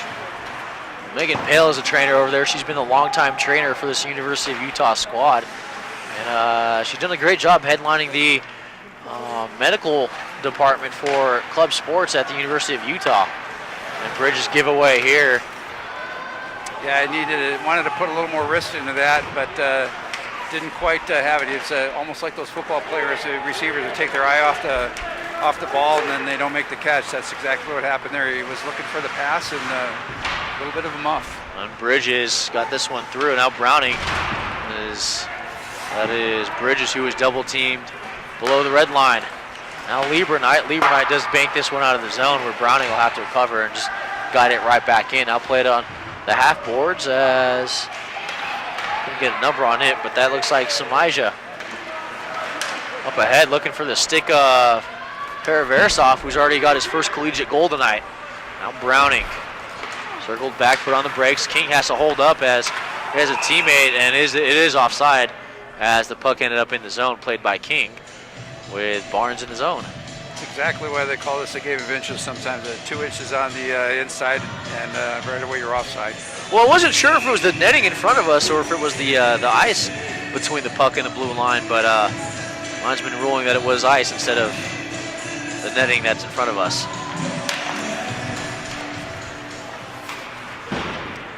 Oh, those are tricky. I love those lob passes into the zone. It's puts a little emphasis on the puck. Goalies don't know what's going to happen. A little short hop there, especially with the puck rolling. You don't know how it's going to bounce. Good job there by Tyson Brower to keep it out of his net, as O'Brien watched there by McElroy Scott. Now Meany tries to guide it out and does, as Jamestown is offsides. Now Okino. Okino scored the first goal of the game. Now into the corner goes Jamestown. Up and over the head of Patrick Casper, as Barron will go to the point to keep it in the zone. Right back to the half boards, and Okino up and gloved down by Casper. Got away from him, and he did have it and was taken out of his crease behind the red line, and play is halted with 13:44 left in the third period.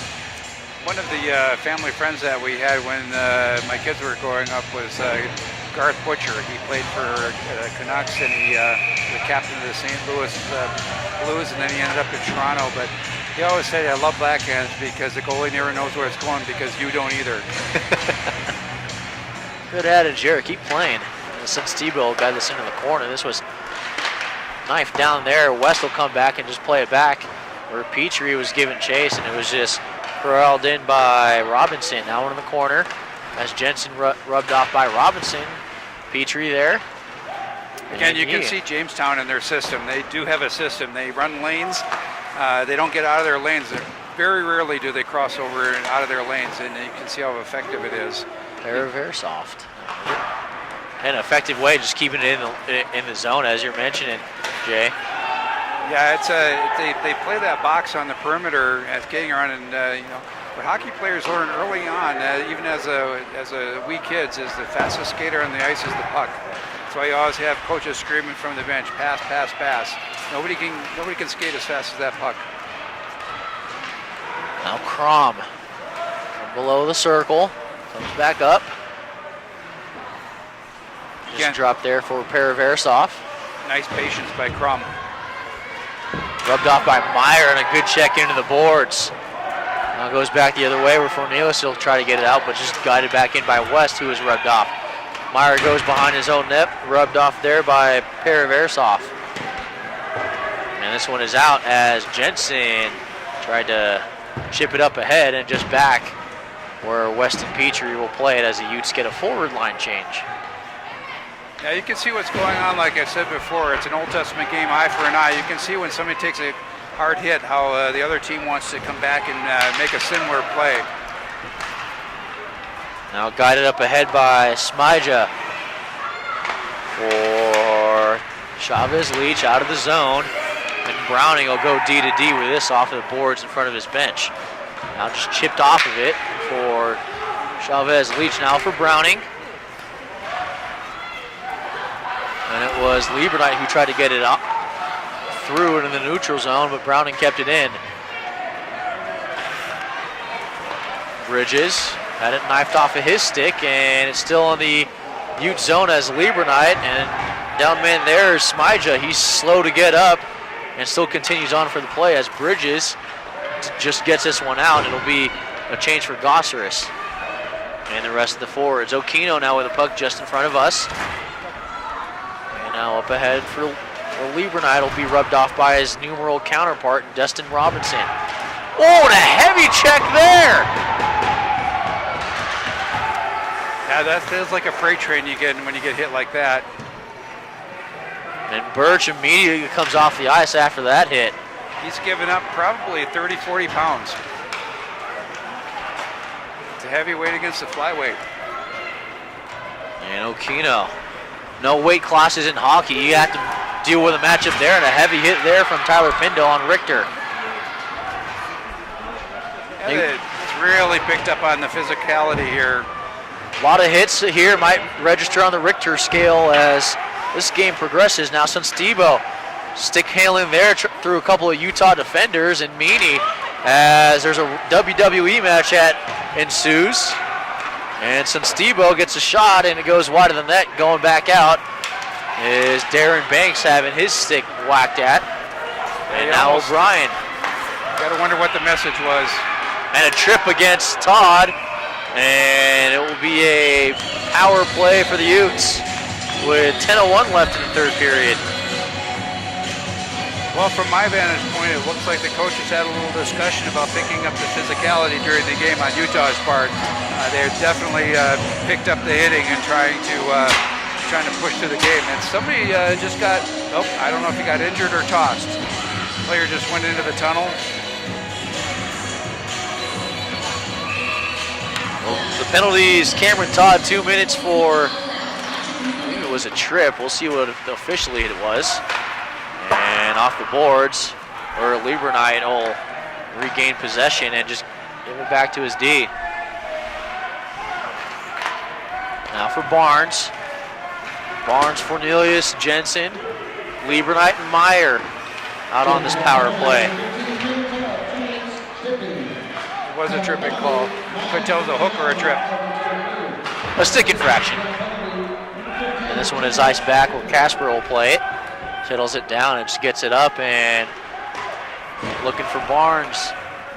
Cornelius with the puck. Yeah, in amateur hockey and minor, it's 3 stick infractions and you get tossed from the game. In American hockey rules, American Hockey Association. Meyer here got it up ahead, and it goes back to Meyer, and the Utes will have to regain and restart with a minute left. Up ahead, it went off a stick here. Now Cornelius will just got it back, and it was tipped, so icing canceled out as the Utes will get a fire wagon change here. Barnes sends it up, and it will come out of the zone. Nice play there by West as he takes a hit. That was a high elbow. That was a high hit.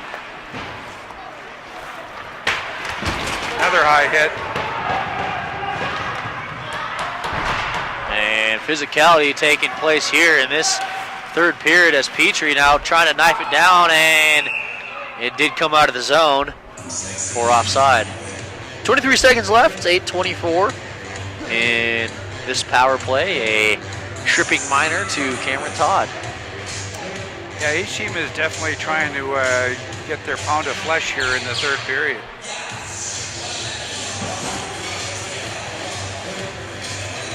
Teams won't see each other until 2018. So, No, 2 weeks. 2 weeks, excuse me. Yeah. 2 weeks. The Utes go to Jamestown on a Friday night, and then they play Minot on the Saturday. North Dakota. A very fun 17-hour bus trip. Getting my schedules mixed up from last year to this year, but maybe just some Thanksgiving pleasantries. Trying to find out who's going to bring what to the table on Thanksgiving. Well, last year my family picks up all the strays. We had 20 people for Thanksgiving. Looking forward to it again this year. A couple of turkeys, mashed potatoes, dumplings, dressing, and a lot of fun. Tell you what, like we forget that these kids are student athletes. Some of them well away from home, as Banks and Browning got their sticks tied up, kept in the zone as Petrie with 3 left. Shot goes wide of the net, was labeled looking for top corner, and this one goes far as Casper's going to have to figure out what he wants to do with this. And there's a lot of mustard on that slap shot. Definitely there was. Petrie and Todd go in as West goes in the corner, being watched there by Smija. It's actually being held, but they're swallowing their whistles. And this one is kept in by Browning. Shot here goes wide of the net, and Casper he tried to glove the bouncing puck as West goes over and meets a couple of Jamestown Jimmies. Alex King, part of the Utes there, trying to dig the puck out. And the puck will be froze there with 7:22 left in third. the game has evolved. I mean, years ago, back in the 70s and the early 80s, there was a lot of stoppage of play up against the boards like that. Now you can hear the linesmen and the referees move it, move it, move it. They're trying to keep the game going. They don't want that stoppage of play anymore. Very rare to see the call that was just made on the ice. Well, we talked about, these student athletes coming from far parts of the country and maybe even part of the world. I mean, we have a couple of players from, a player from Michigan, a couple of players from the East Coast, so well away from home. So it's nice that, when you come to a school out west and especially far from home in the middle of a season, you have a place to stay during the holidays.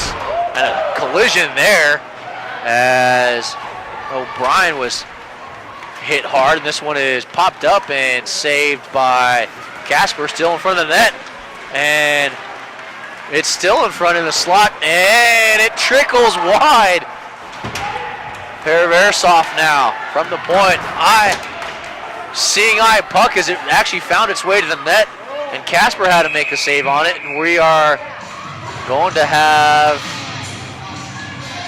got a penalty coming. And Hughes is taking exception to stuff going on. That's just Gosser is held back.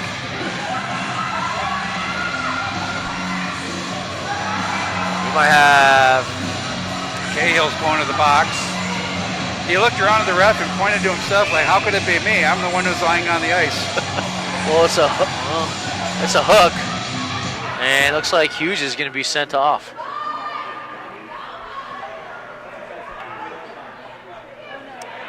So we've got an ejection.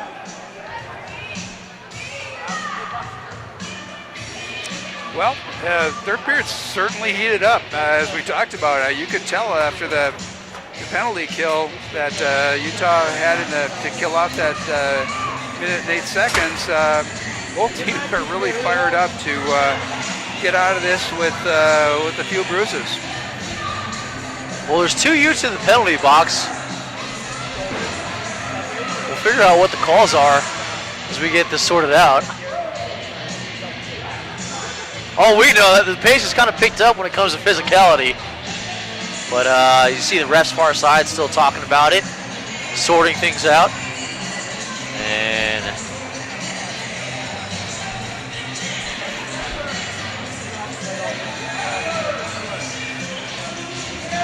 I just thought about it. We should probably mic up the officials. I'm not sure I'd want to do that. Not because of the officials, but because of the players. Oh, yeah. I'm sure there's some pretty interesting discussions as they're escorted to the box. Well, a little known fact, NFL officials actually get fined for having hot mics during the game. You see NFL officials, they of course, they have to announce the penalties and what's going on in reviews, and sometimes players walk by. And one of the things that they've mentioned is the NFL tells their officials that if your mic is on, it needs to be away from players. Yeah, I can imagine there's a lot of trash talk. In this game, too, there's always some trash talk going on between the players. Every team's got that mouthy guy. Well, on top of that, too, you have players that talk to themselves, and if they miss a play or miss an opportunity or a little disappointed in what occurred. So, looks like we're going to have a 5-on-3 power play for Jamestown.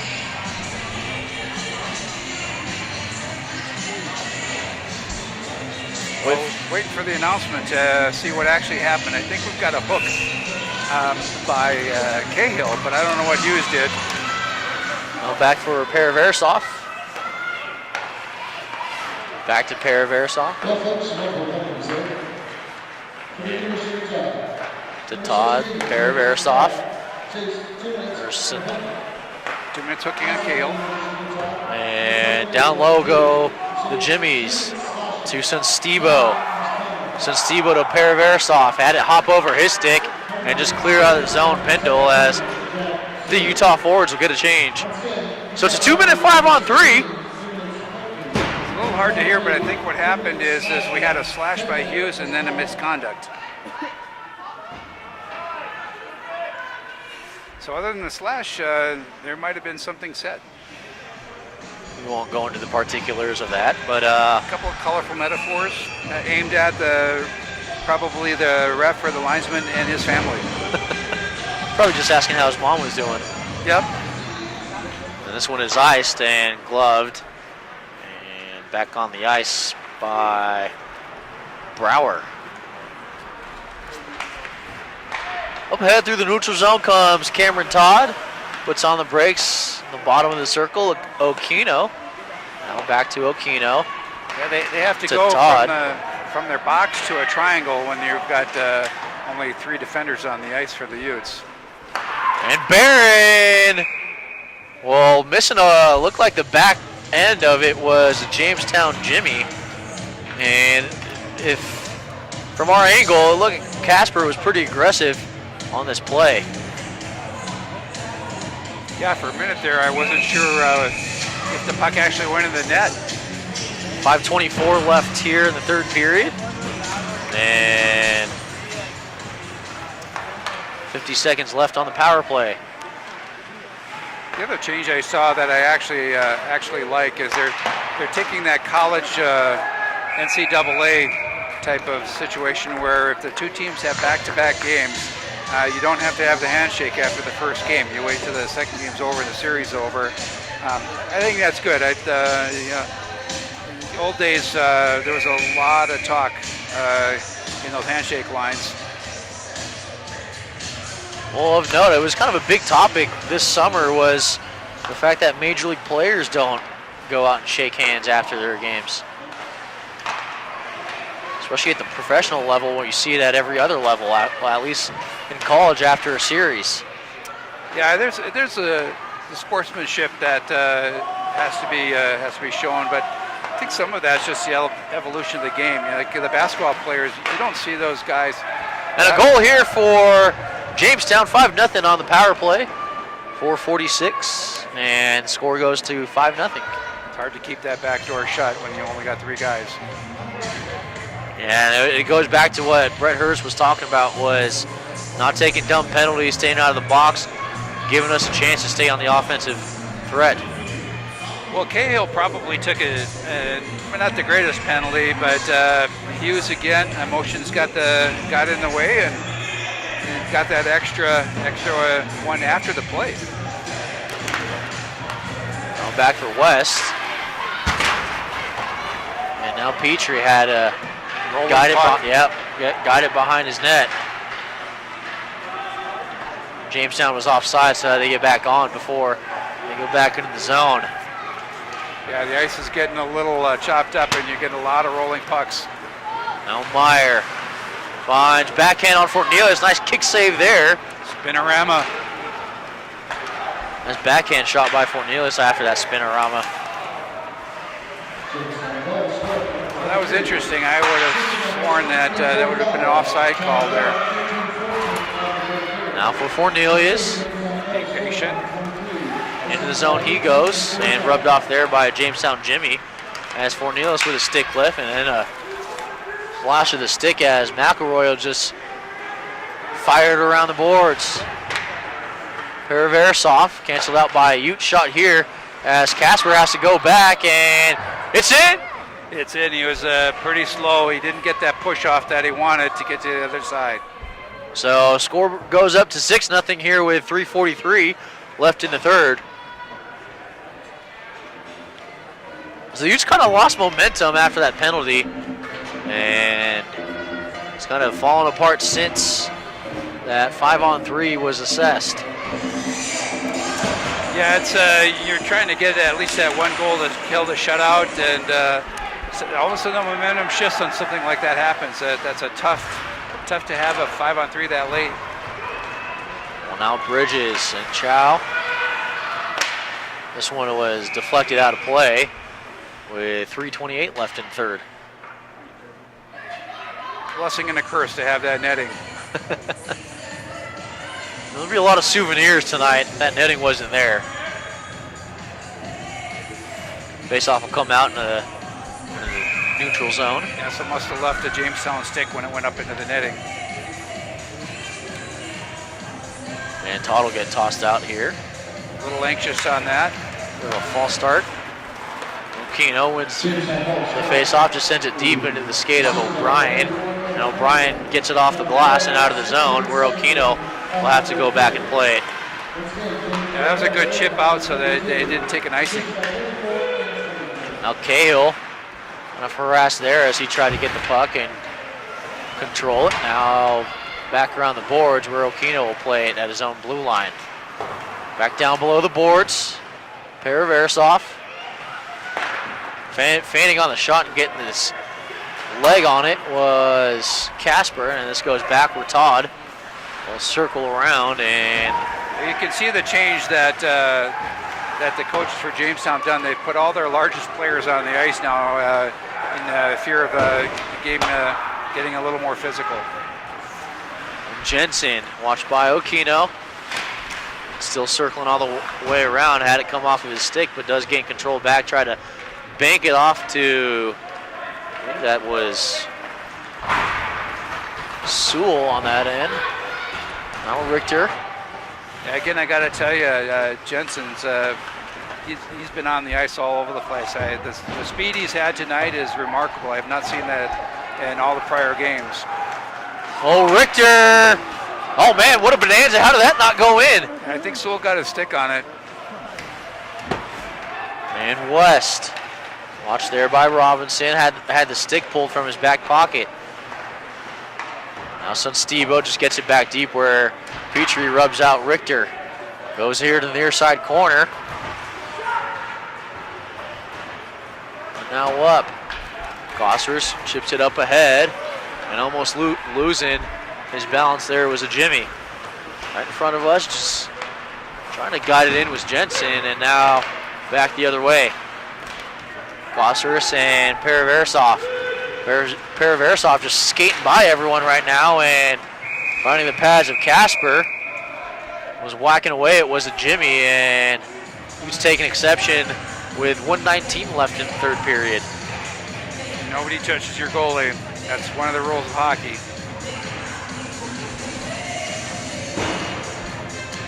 Got a minute 19 left. Score is 6-0 in favor of Jamestown. So Todd and King in the face-off circle. Won by Todd. And looks like we have interference. Yep. That's going to put the Utes on the power play for at least 116. Or at the most 116 is what I should say. Yeah, that was a takedown with someone that did not have the puck, and that's going to draw that penalty every single time. So 116, an opportunity for the Utes to just get on the board. That's where Jamestown's going to want to bear down on their sticks and give that goalie his shutout. Wrapped around here for West. West still at the point. Still at the point, now back D-to-D pass. Petrie trying to finagle his way in. Watched there by Simpson. Tight circles. West. Shot here goes wide, and it does come out of the zone with 45 seconds left. Again, that was a good shot. It's hard to score from that, but that wasn't the intent. It was to send it into the feet and sticks right in front of the goalie and hope you get that lucky bounce. Now for Meany. Meany will just dump this one in the corner with 30 left. King will go in there, and he gets met up, or Banks, and now Yee will be in the corner. Just taking time off the clock. It's so frustrating when you can't get that puck moving when you're on the power play. This one intercepted. It was a pass that was intended for Alex King. Now back the other way goes Robinson, as I think that was King that was down there. Now up ahead as King takes a hit with a second left, and that will do it for this series. Well, 6-0 the final here in Park City, as the Jamestown Jimmies will take this two-game set against the Utes. Yeah, I got to tell you, the battles that went on the ice, it really doesn't reflect as to how hard these two teams played, and just not getting the bounces tonight was probably the biggest thing. Yeah, so I mean, kind of some takeaways here. I mean, for the most part, you have to be proud of the way that this Utah team played. For the better part of this game, a couple unlucky bounces and goals that just went against Utah, but for the most part, I think you mentioned the first 2 periods, they were playing pretty exceptional hockey. And again, the penalties caught up with them a little bit. It's hard when you're spending so much time defending on that penalty kill and not getting those offensive opportunities. Yeah, so back to the drawing board for the Utes. I mean, it's now a streak of about, I think it's 7 straight. 7 straight for the Utes, as they dropped a 2-game set here to Jamestown University. But we'll be right back down in Salt Lake for the first home game in Salt Lake City in over a month, as the Utes will take on in-state rival Weber State for a 7:30 face-off. So it goes from intense to a different type of intensity, as you're playing an in-state rival. And again, encourage everybody listening and then replaying this broadcast. Come on out Friday night, the 27th, for that Hockey Fights Cancer, Breast Cancer Night.